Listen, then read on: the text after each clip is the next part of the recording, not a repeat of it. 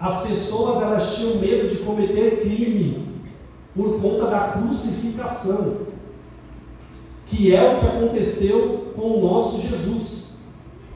As pessoas elas ficavam amedrontadas, sendo oprimidas, porque qualquer lei do Império Romano que fosse afligida, eles poderiam ser crucificados. Então esse homem ele precisava ter essa braveza, essa grandeza.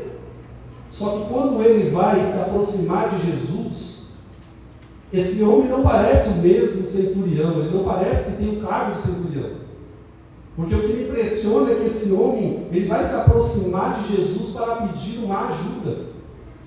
Ele vai pedir para Jesus como se ele estivesse rogando, implorando para Jesus, para ele poder ajudar no seu criado que está em casa, paralítico e fortemente atormentado. E eu fiquei me perguntando, como que pode um homem tão bruto, um homem tão com essa patente, se aproximar do nosso Jesus como se fosse um homem manso, como se fosse um homem puro, como se fosse um homem qualquer? Imagina quantas pessoas já sofreram na mão desse homem. Esse homem não merece nem ser chamado de uma pessoa, com tanto sofrimento que ele já causou, mas recebendo ordens e direcionando. Ele é um líder, mas quando vai pedir ajuda para Jesus, ele não exerce a sua função. É como se ele se rebaixasse o nível dele. É como se ele precisasse tanto da ajuda de Jesus, que ele não vai falar com Jesus dando ordens, ele vai pedir para Jesus: por favor, vai na minha casa. Por favor, o meu criado está paralítico, eu preciso da sua ajuda. Só que esse cenário político, frequentemente, Jesus era encurralado para se posicionar. Eu queria que os irmãos abrissem comigo em Mateus 22:15. Pode colocar aqui no telão. Mateus 22:15 mostra um pouco de como que é que eles queriam o posicionamento político de Jesus, numa época onde o Império Romano dominava praticamente tudo. Então os fariseus saíram e começaram a planejar um meio de enredá-lo nas suas próprias palavras. Enviaram-lhes discípulos com os herodianos, que lhe disseram: Mestre, sabemos que és íntegro e que ensinas o caminho de Deus conforme a verdade, e que não te deixas influenciar por ninguém, porque não te prendes à aparência dos homens. Assim sendo, dize-nos o que pensas: é certo pagar impostos a César ou não? Jesus, porém, conhecendo a má intenção, a malícia deles, perguntou: hipócritas, por que vocês estão me pondo à prova? Mostrem-me a moeda usada para pagar o imposto. E eles lhes mostraram um denário, um dinheiro. E ele lhes perguntou: de quem é esta imagem e esta inscrição? De César, responderam. Então ele lhes disse: deem a César o que é de César, e a Deus o que é de Deus. Então, perceba-se que eles mandaram, os fariseus, que estavam procurando uma forma de acusar Jesus. Então, eles estavam esperando alguma palavra torta, alguma palavra errada de Jesus para poder falar: olha lá, ele está dizendo que não deve pagar imposto ao Império Romano. E eles vão enviar os herodianos herodianos eram aqueles políticos religiosos, ou religiosos políticos. Eles tinham uma aliança com o Império Romano, e também com Caifás, sumo sacerdote daquela época. Ou seja, nós estamos falando de uma época muito próxima do que nós estamos vivendo hoje. A política envolvida com a religião envolvida com a política. Onde hoje você não pode mais comentar sobre nada nas suas redes sociais. As pessoas, elas fazem questão de visitar o seu perfil para ver se você é de direita ou de esquerda, para se basear, para poder acusar ou jogar algum tipo de palavra. Porque a política e a religião não é um assunto novo. Nós estamos falando da época de Jesus, e nessa época eles estão discutindo sobre política e discutindo sobre religião. Só que os herodianos precisavam de Jesus, uma brecha, uma palavra que Jesus pudesse falar contra o Império Romano, uma posição política diferente daquelas que eles estão acostumados a pagar impostos a César. Então eles estão esperando de Jesus esse posicionamento político. E Jesus, percebendo a malícia deles, pergunta: de quem que é essa moeda? Qual é a imagem que tem dessa moeda? E eles respondem: é de César. Então Jesus diz: então dai a César o que é de César, e a Deus o que é de Deus. Só que eles não perguntaram o que seria dado a Deus. Ora, nós sabemos que aqui nós estamos falando de impostos, de dinheiro. E quando Jesus pergunta de quem que é essa imagem que está no dinheiro, e depois ele diz: dai a César o que é de César, Jesus está relacionando ao que é de César a imagem de César. Mas o que é que nós devemos dar a Deus? Por que é que ninguém pergunta para Jesus: Jesus, tudo bem, nós entendemos o que nós devemos dar a César, porque tem a face de César. Mas o que é que nós vamos dar a Deus? Talvez eles não perguntaram, porque já está escrito em Gênesis. A Bíblia diz que o Senhor, com o Espírito Santo, o seu Filho, a Santíssima Trindade, ao decidir fazer o homem, ele diz: façamos o homem a nossa imagem conforme a nossa semelhança. O que Jesus estava querendo ensinar é: pode dar para César, porque tem a face de César, mas eles não, vocês não, porque vocês é a imagem e a semelhança de Deus. Então dai a César o que é de César, e a Deus nós entregamos o que é dele. Nós entregamos a nossa vida, nós entregamos tudo o que nós somos, porque nós somos a imagem e semelhança de Deus.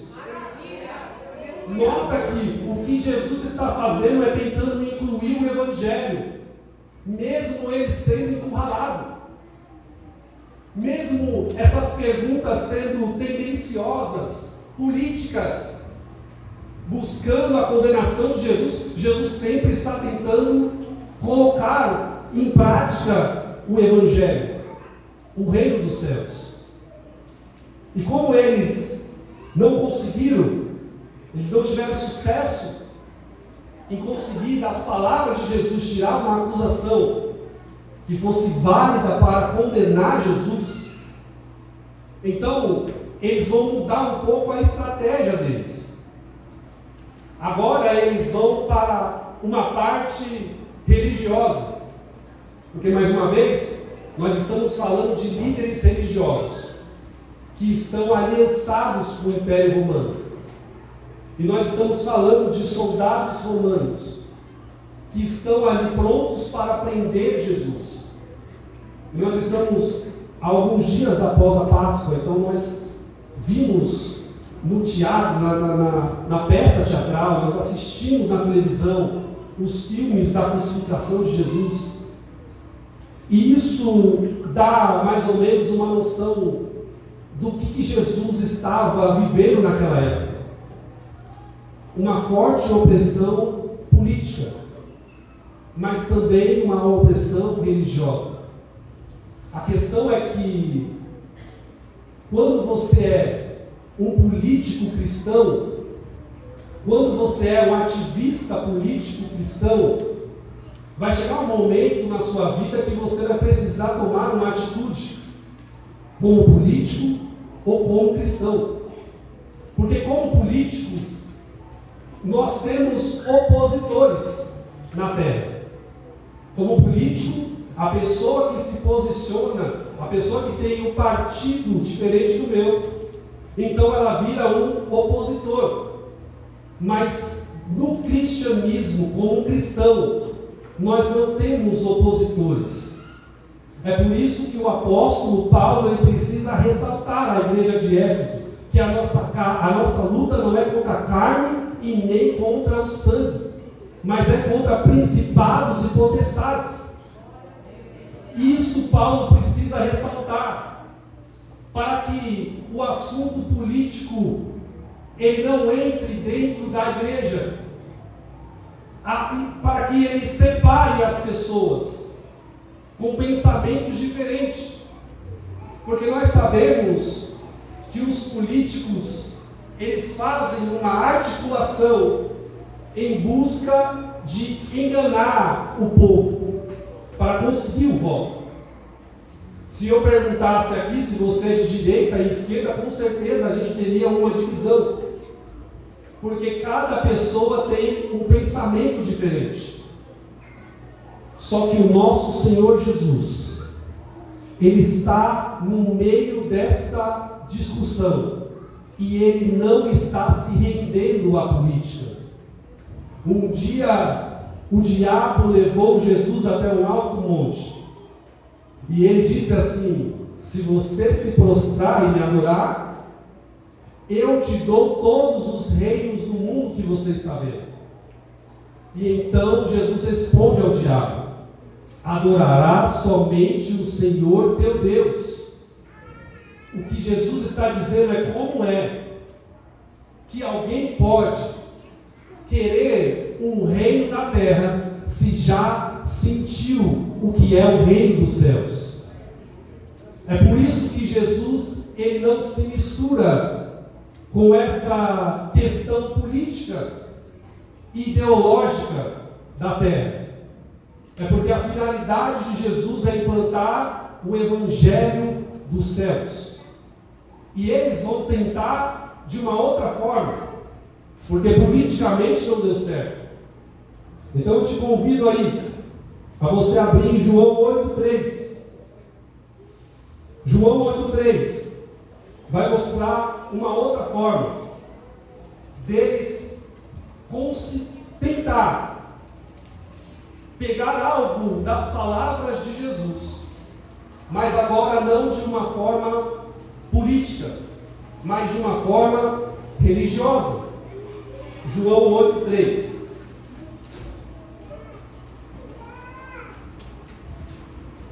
Me ajuda aí, senão o pessoal dorme. E os escribas e fariseus trouxeram-lhe uma mulher apanhada em adultério, e pondo-a no meio, disseram-lhe: mestre, essa mulher foi apanhada no próprio ato adulterando. E na lei nos mandou Moisés que as tais sejam apedrejadas. Tu, pois, que dizes? Isso diziam eles, tentando para que tivesse de que o acusar. Mas Jesus, inclinando-se, escrevia com o dedo na terra. E como insistisse, perguntando-lhes, endireitou-se e disse-lhes: aquele que dentre vós está sem pecado, seja o primeiro que atire a pedra contra ela. E tornando-o a inclinar-se, escrevia na terra. Quando ouviram isso, saíram um, a começar pelos mais velhos até os últimos. Ficaram só Jesus e a mulher que estava no meio. E endireitando-se Jesus, e não vendo mais ninguém do que a mulher, disse-lhe: mulher, onde estão aqueles teus acusadores? Ninguém te condenou? E ela disse: ninguém, Senhor. E disse-lhe Jesus: nem eu também te condeno. Vai-te e não peques mais. Nós estamos lendo uma tentativa de enquadrar Jesus em um crime através da religião agora, porque na política não deu certo. Vamos ver se a gente consegue pegar alguma coisa dentro da religião. Por que na religião? Porque na lei de Moisés está escrito: se alguém for pego adulterando, deve ser apedrejado em praça pública. E eles estão tentando cumprir essa lei. E eles poderiam já ter cumprido. Mas na tentativa de pegar Jesus, eles perguntam: na lei de Moisés está escrito que nós devemos apedrejar. E tu, o que dizes? E quando Jesus fala que aquele que não tem pecado atire a primeira pedra, Jesus está fazendo eles pensar de uma forma que eles não conseguiram sozinhos. Porque a religião, ela não permite que o religioso faça uma autoanálise de si mesmo. É por isso que para tomar ceia, o apóstolo Paulo orienta: examina-se o homem a si mesmo. Porque se fosse deixar para os religiosos, então eu iria apontar: não, aquele dali não, aquela dali não, aquele dali tem a vida errada, aquele dali pegou ontem que eu vi, estou sabendo, não, aquele dali tem aquela. Não. Ninguém ia mais tomar ceia. Porque a religiosidade, ela coloca um homem acima do outro. É por isso que quando Jesus fala, a Bíblia diz que eles começaram a sair a partir do mais velho. Eu não sei se a gente trouxe isso da empresa, porque empresa que tem isso: quanto mais anos você tem, mais privilégio, mais benefício. Aí às vezes tem alguém que tem anos de igreja, que se acha na condição que é mais santo do que o outro, na condição de acusador, na posição de crítico. Mas Jesus fez eles refletir através do Evangelho. Porque enquanto a religiosidade coloca o homem acima do outro, o Evangelho coloca todo mundo no seu devido lugar, na condição de pecador que precisa do arrependimento, que precisa da graça de Jesus. A gente vem aqui pregar, mas a gente se dedica em horas, às vezes dias, estudando, orando, fazendo jejum, oração, e ainda assim, prestes a pregar aqui, a vir aqui, a mão soa, a perna treme. A gente pede: Deus usa, Deus fala comigo, porque nós reconhecemos que aqui habita o Espírito de Deus, e se Ele não for conosco, nós não vamos conseguir. A religiosidade é o oposto. O religioso, ele não consegue olhar para si, ele só olha para o outro. E Jesus está fazendo eles refletir nos próprios pecados. A mulher ficou sozinha com Jesus. E quando a Bíblia diz que eles saíram dos mais velhos, depois dos outros, eu entendo que eram muitos. Porque para nos acusar tem muita gente, mas para ajudar só tem um. Só sobrou elas e Jesus. Às vezes vai ser assim na nossa vida, só vai sobrar a gente e Jesus, mas ainda bem que sobra Ele, porque é Ele que perdoa o pecado, é Ele que muda a nossa vida, é Ele que muda a nossa história. Então eles tentam pegar Jesus nas palavras religiosas, mas mais uma vez, Jesus está aproveitando o assunto para introduzir o Evangelho, o reino dos céus. É por isso que nós não podemos ser muito ativista político a ponto de não pregar mais sobre Jesus, mas pregar mais sobre a política. E também nós não devemos ser religiosos, porque um dia nós também estivemos na condição que as pessoas hoje estão. E o que está acontecendo, que você vai me perguntar: irmão, você não estava falando do centurião? Só que olha só, nós estamos falando de um cenário político-religioso.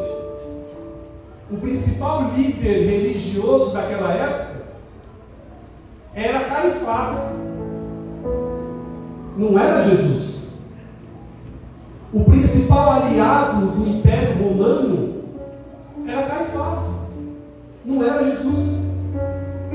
Se tem alguém que o centurião deveria procurar, é o sumo sacerdote. E eu fico me perguntando, mas por que ele chegou em Jesus? Por que ele já não foi o seu aliado político? A questão é que o Caifás, ele é tão religioso que ele acredita que a paralisia é um castigo de Deus para a pessoa que peca. Então, muito provavelmente, que se o centurião fosse até o Caifás, narrando a mesma história, Caifás diria para ele que o menino cometeu pecado e por isso ele merecia a paralisia. Caifás também entendia que antes de cuidar da saúde do corpo, precisava cuidar da alma primeiro. É por isso que o centurião sentiu vontade de ir para Caifás, porque se eu for em Caifás, ele vai falar do meu pecado. Se eu for em Caifás, ele só vai falar, ele só vai acusar, ele só vai dizer um monte de burocracia que eu preciso. Eu não preciso disso. Ele encontra em Jesus alguém que vai dizer para ele: eu irei e lhe darei saúde. E eu fico me perguntando, será que as pessoas estão olhando para nós e enxergando a imagem de Caifás ou enxerga a imagem de Jesus? Será que tem alguém que está numa situação pecaminosa, que se sente à vontade de pedir um conselho para você, uma oração para você, sem medo de você apontar o seu dedo? O que o centurião está sentindo em Jesus é uma certa liberdade de chegar nele, mesmo ele sendo um cara bruto. Ele teve que se diminuir, se humilhar e dizer: pelo amor de Deus, você pode me ajudar, eu sei que você pode me ajudar. E ele, Jesus, eu irei e lhe darei saúde. Jesus não questionou se ele era um opositor político, porque a nossa função como cristão não é militar, é orar. A nossa função, a função da igreja não é fazer manifestação. A manifestação da igreja é quando você dobra os seus joelhos e intercede. Jesus está dizendo para ele: não tem problema se você é um centurião, eu vou lá. E ele que precisa reconhecer que não é digno. Imagine a gente. Jesus nos liberta, nos dá um dom, aí alguém vai pedir ajuda, vai pedir uma oração. Não, mas você tem que ver, resolver sua vida, você veio para a igreja. O centurião que precisou dizer para Jesus: eu não sou digno que você vai até a minha casa. Eu não sou um homem que merece a sua visita. Eu não posso receber você debaixo do meu telhado. Faz o seguinte, diz apenas uma palavra, porque eu sou homem de autoridade. Eu não conheço nada sobre Bíblia, eu conheço sobre jurisdição. Eu sei que se eu falar para um soldado vai, e no limite da minha jurisdição ele precisa ir. E eu sei que a sua palavra ela alcança qualquer lugar. Ao ponto que se você liberar ela aqui na minha vida, ela alcança a massa ao hospital. Se você liberar uma palavra aqui, ela alcança a minha casa, ela alcança quem eu deixei paralítico lá. Se você liberar uma, você não entendeu, eu vou repetir. Se você liberar uma palavra aqui, ela vai me dar um negócio, ela vai me minha família, ela visita. Uma palavra que o Senhor liberar na sua vida e a sua história, ela vai ser. Eu falei para pessoas que veio aqui nessa igreja: Senhor, se o Senhor liberar uma palavra, é só uma. É só uma palavra que eu preciso, eu só preciso de uma palavra. Eu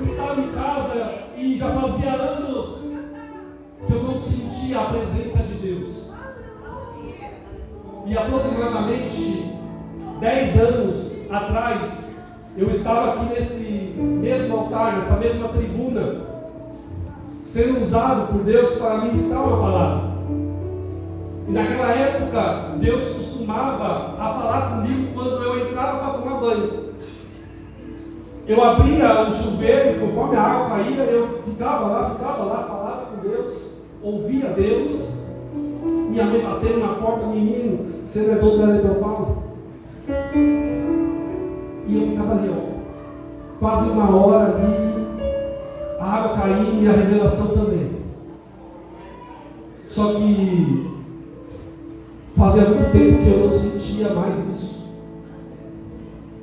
E é muito ruim quando você já ouviu Deus falar com você e de repente tudo fica mudo. Você pode ligar ali uma pregação, você pode visitar uma igreja. Quem ouviu Deus falar nunca mais vai conseguir ficar sem essas palavras. E depois de anos eu estava indo tomar banho. E quando eu estava entrando no banheiro, Deus estava me fazendo meditar nessa palavra. Só que para mim era só uma lembrança do que eu havia lido. E eu abri o chuveiro. E quando eu abri o chuveiro, parecia que quando a água caía, Deus falava. Deus falava. E eu comecei a chorar, porque fazia muito tempo que Deus não falava comigo. E eu só sabia chorar e receber de Deus. Mas como eu sabia como que eu estava levando a minha vida, como eu me encontrava. E às vezes com medo da religiosidade dos outros, dos olhares, do apontamento, porque a gente não pode ser hipócrita, nós sabemos que é assim que funciona. Às vezes você fica com medo de vir para o culto por conta dos olhares, não é nem por conta do Senhor, da palavra. Eu olhei para a minha realidade e eu disse: Senhor, se o Senhor fizer eu ser pelo menos 30% do que eu já fui, eu vou ser a pessoa mais feliz desse mundo, sabendo da minha realidade. Só que o Senhor estava fazendo meditar nessa palavra. Então, quando eu estava saindo do banheiro, eu falei: Senhor, só uma palavra que o Senhor liberar na minha vida, e o Senhor muda ela completamente. Somente uma palavra que o Senhor liberar, e a minha vida, ela vai mudar completamente. Daquele dia em diante, haja dinheiro para pagar a conta de luz, porque o Senhor voltou a falar. A comunicação que eu podia quebrar, o Senhor voltou a falar. E boa coisa é ouvir o Senhor falar de novo. Boa coisa é ouvir a voz do Senhor. Esse centurião, ele deixou em casa o criado paralítico. Só que ele nos dá uma informação interessante. Ele diz: quando se trata do meu soldado, e eu falo para eles ir e vir, eles precisam ir e vir. E ao meu criado, quando eu falo para ele, faz isso, ele vai lá e faz. Só que ele usou o termo errado. Porque se ele está paralítico, então ele fazia. Ele já fez um dia, mas ele não está fazendo mais. Porque agora ele está paralítico. Ele já fez um dia, mas hoje ele não faz mais.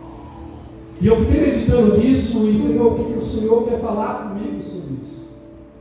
A realidade é que tem coisas na nossa vida que funcionavam muito bem, mas em determinado momento parece que para de funcionar. Tem projetos que estava indo, estava caminhando, mas de repente parou. Tem ministérios, tem pessoas que tinham dons, que eram usadas por Deus, mas de repente parou.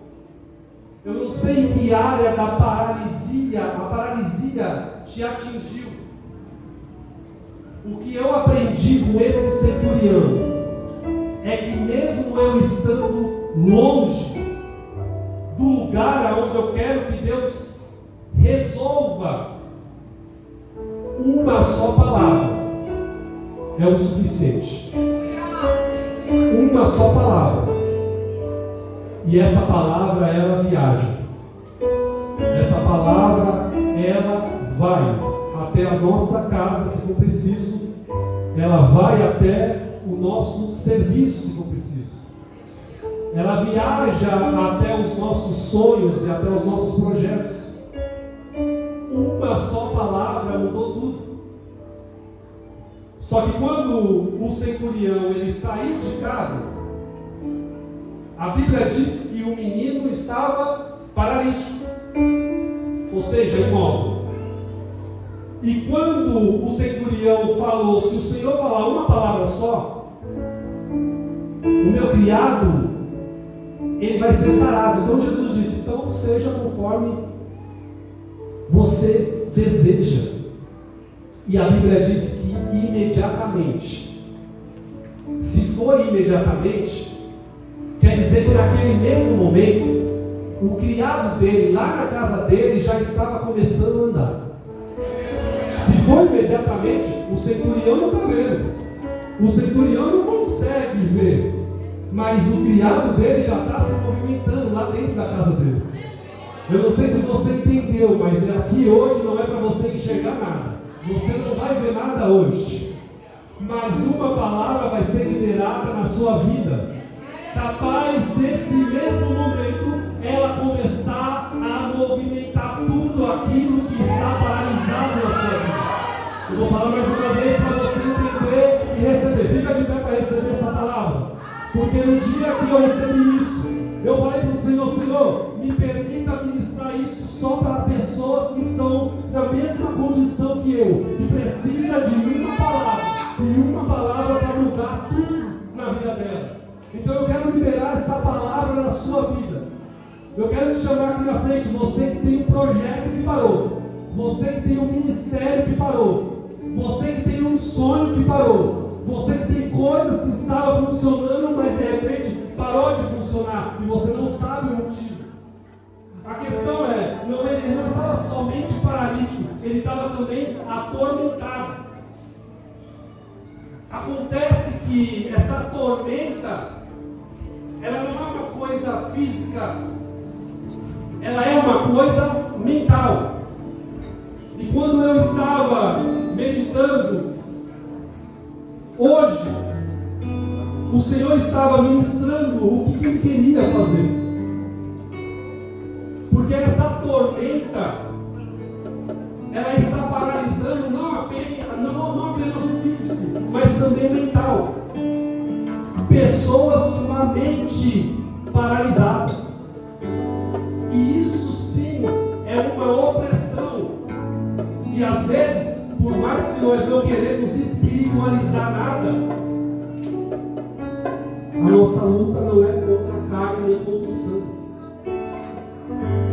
Então o diabo ele tenta aprisionar a sua mente para que você não funcione, para que você não se mova, porque ele sabe que com a sua mente aberta você vai ser usado por Deus. Ele sabe que com a sua mente aberta a comunicação que foi paralisada, ela passa a fluir novamente. Alguém me perguntou, mas por que é que você não vai para a igreja? E não era falta de vontade, mas parecia que alguma coisa estava me paralisando. Parecia uma opressão, a ponto que uma palavra que foi liberada e tudo passou a fluir novamente. O Senhor vai liberar uma palavra na sua vida e tudo que está paralisado vai voltar a funcionar. Feche seus olhos. Pai, em nome do Senhor Jesus, nós estamos sob a responsabilidade dessa palavra, Senhor. E eu sei que o Senhor me trouxe aqui essa palavra, Pai, para qualquer culto, para qualquer coisa, Senhor. Mas o Senhor tem uma libertação mental, Pai. O Senhor tem uma libertação paralisia, Pai, para fazer a vida dessas pessoas, Pai. Então, através da Sua palavra, Senhor, aonde tiver uma paralisia, Pai, aonde tiver algo paralisado, mas que já funcionou um dia, Senhor, que o Senhor toque agora através da Sua palavra, Pai. Visite, Senhor, aquele hospital, Senhor, se for necessário, o Senhor trazer essa palavra aqui, Senhor, para libertar, para colocar tudo no lugar. Então, Senhor, visite o hospital, visite a casa, visite o negócio, visite o projeto. Oh, Pai, sai e desce a Espírito da verdade. Emane, Pai, eu sou. Emane, sai. No isolamento da mente, Pai. Libera essa pessoa que está paralisada. Emane, eu sou. Pelo poder da Sua palavra, Senhor, que haja uma libertação. Nós te pedimos,